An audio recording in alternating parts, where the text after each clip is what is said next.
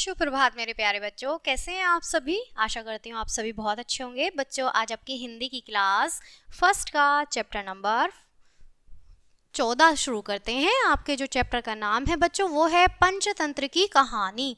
आज हम एक पंचतंत्र की कहानी शुरू करेंगे, ठीक है, जो एक चित्र कथा है, जो हमारी चित्रों के साथ कथा में सुनाई जाएगी, यानी कि हम उसे पढ़ाएंगे आपको चित्रों द्वारा समझाकर। ठीक है, चलिए शुरू करते हैं। कहानी है बच्चों बंदर और मगरमच्छ की। ठीक है, चलिए सभी ध्यान देंगे, शुरू करते हैं पाठ को।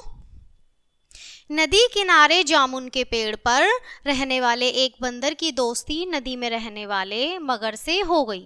यानी एक पेड़ पर एक बंदर रहता था, तो उसकी जो दोस्ती थी वो पानी में रहने वाले मगरमच्छ से उसकी दोस्ती हो गई। वे दोनों सारा दिन बातें करते, बंदर पेड़ से बातें करता और मगरमच्छ जो था वो पानी में रहकर उससे बातें करता किनारे आके। ठीक है, बंदर मगर को मीठे जामुन खाने को देता। अब बंदर जो था वो जामुन के पेड़ पर रहता था नदी किनारे, तो वो क्या करता था कि जामुन तोड़ तोड़ के पेड़ से वो मगर को दे देता था, मगरमच्छ को दे देता था। तो अच्छा दोस्त अब घर जाता हूँ। अब मगरमच्छ बोलता है अच्छा दोस्त अब मैं घर जाता हूँ। तो बंदर कहता है ठीक है कल फिर आना। तो बंदर उसे कल आने के लिए बोलता है। आप देख पा रहे हैं चित्र में वो उसे बोल रहा है।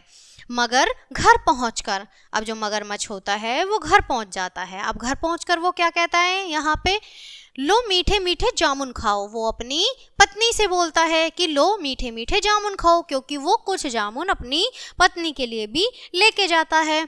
इतने मीठे जामुन तुम्हें किसने दिए? तो पत्नी कहती है इतने मीठे जामुन तुम्हें किसने दिए? तो अब मगर बोलता है कि मेरे दोस्त बंदर ने, वह मुझे रोज जामुन खिलाता है, वो मुझे रोज पेड़ से तोड़कर जामुन खिलाता है।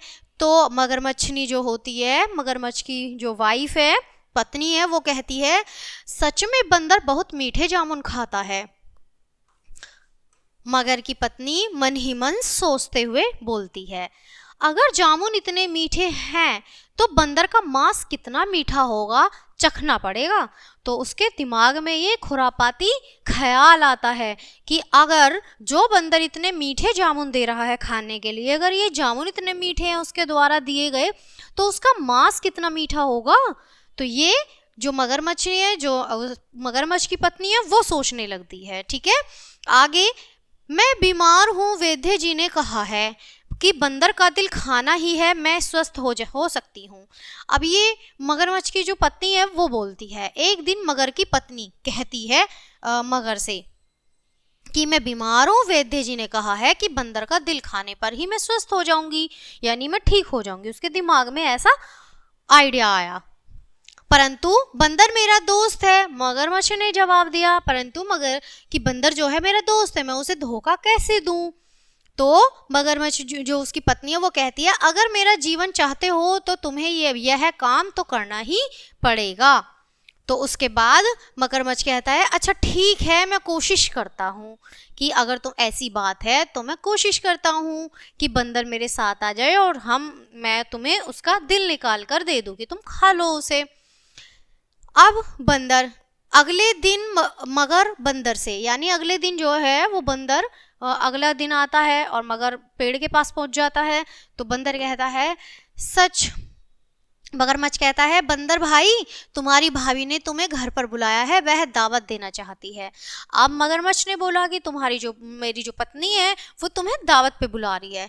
तो बंदर कहता है सच, बड़ी अच्छी बात है, पर मैं चलूंगा कैसे? मुझे तैरना तो आता ही नहीं है, क्योंकि मैं कैसे जाऊंगा तुम्हारे घर, क्योंकि पानी में मैं रहता नहीं हूँ, मुझे तैरना नहीं आता।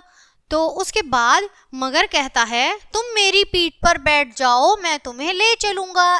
देखो चित्र में वो कह रहा है कि तुम मेरी पीठ पर बैठ जाओ और मैं तुम्हें अपने घर लेके चलूंगा।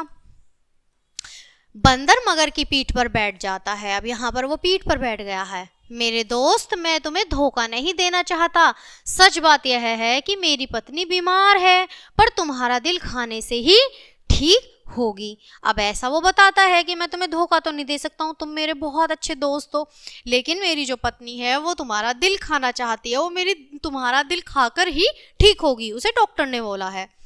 तो अब बंदर कहता है, अच्छा ऐसी बात है भाई, तुमने बताने में बड़ी देर कर दी। मैं अपना दिल तो पेड़ पर ही रखाया हूँ, पहले कहते तो साथ ले आता, जल्दी वापस चलो। नदी किनारे पहुंचते ही बंदर कुदक कर जामुन के पेड़ पर चढ़ जाता है। मूर्ख, मगर जाकर अपनी पत्नी से कहे, बंदर मूर्ख नहीं है, भला दिल भी कोई शरीर से अलग रख सकता है।